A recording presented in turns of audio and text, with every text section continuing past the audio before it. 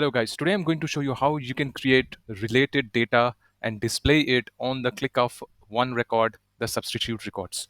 So for example, we have the students table and we have semesters set for related students, and I want to fetch the semester depending upon the student ID. When I click on the student ID, I should be able to see the semester details on the window.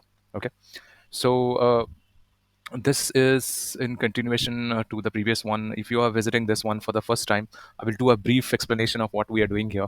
So this is an API and a client structure. So we have one API running and we have one client running. So this is the backend, this is the API, 5128 is the IP address, and this is the front end. So here we are receiving the students and we are trying to fetch the data depending upon the students. Okay, so with about the setup, so I guess you are aware how we create a web API. So I will just do a brief on the web API. We have a connection string. So this is the connection string, the program.css setup. This is the normal setup, and we added one add Newton soft for JSON, serialization, deserialization, and we added app.course to communicate with the front end. Without it, it won't work. So this dot course is on the both sides, on the client and on the server, on the API. The client side doesn't have anything because we are only making AJAX calls, so there is nothing much in the client side.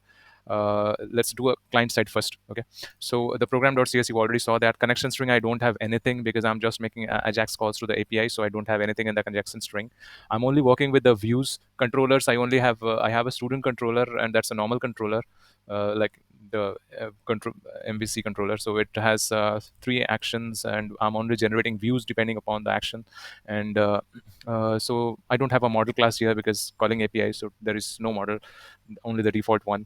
And we are using Bootstrap. So let me just show you. The first one was the index, and this is the index file with two table structures in it, and we're all making AJAX calls. I will put these codes on GitHub and share the link with you, so that will be helpful for you. After we are retrieving records in the index, we are getting the data with the button clicks. So you can see that the button click is here, and we have the AJAX function here. We are making AJAX calls to the respected API URL, and we are binding those values with uh, HTML tags, and then at one point we're sending the data to another page and we're binding those things. So if you want to view those details, you can look up my program list and you can find those things. So currently we are working on the index part, which is giving us the semester details.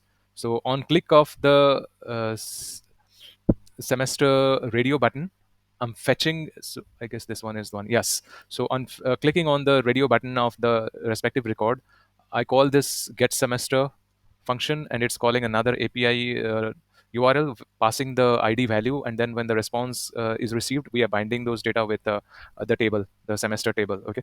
So that's the basic logic behind this program. Okay.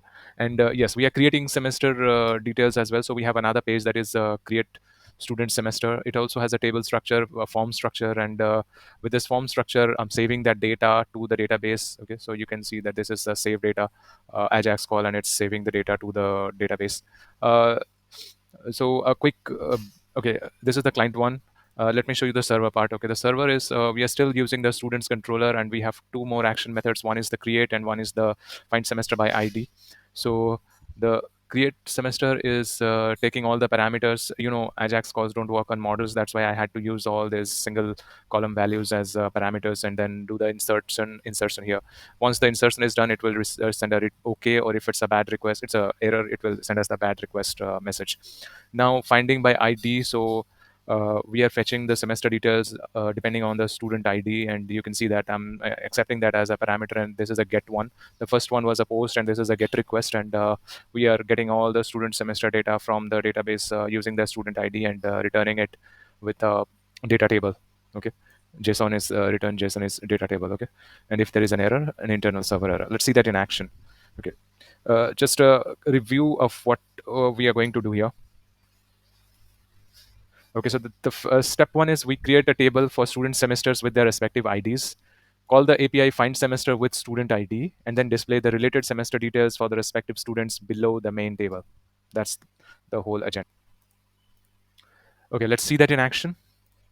So this is our API, and we can see that first of all we are creating the semester details for students. Let's see the data, the table. The table structure is like this. So we already have semesters for student 1 and student 2. Let's this do 1002 is the third student. Let's do one here with the API. So 1002 is the student ID, and semester 1 math, let's say change the marks to, suppose this is 65. The another one in science we require 35 to make it 100. Execute that. Continue. Okay, record has been added.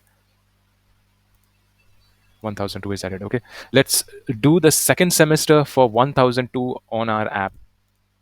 So here you can see that we already have fetched. Let's say we want to add data for Neelam. Okay, 1002, and we want to add semester 2 details.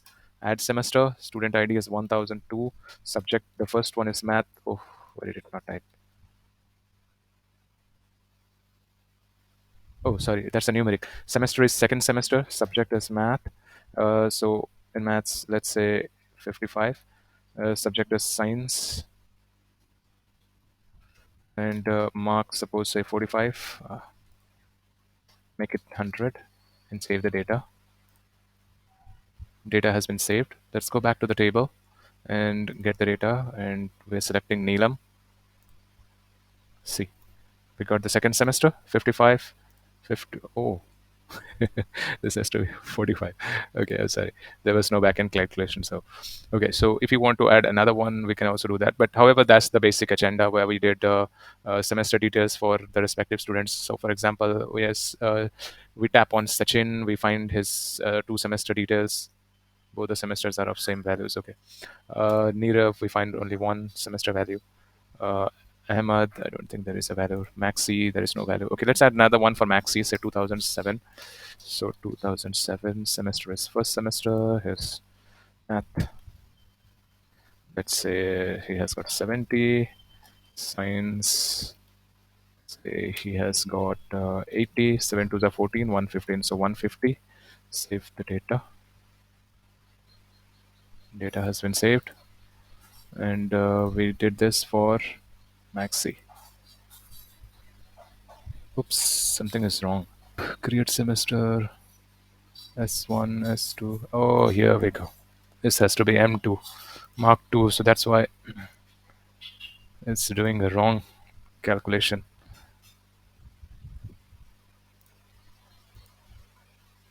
Okay,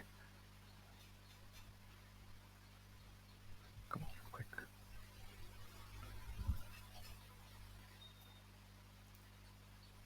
Get data. Let's do it for Lolita. He doesn't have. Okay, Lolita is 2009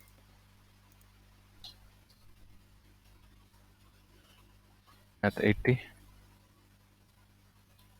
Science is say 90. It was a 16, 117.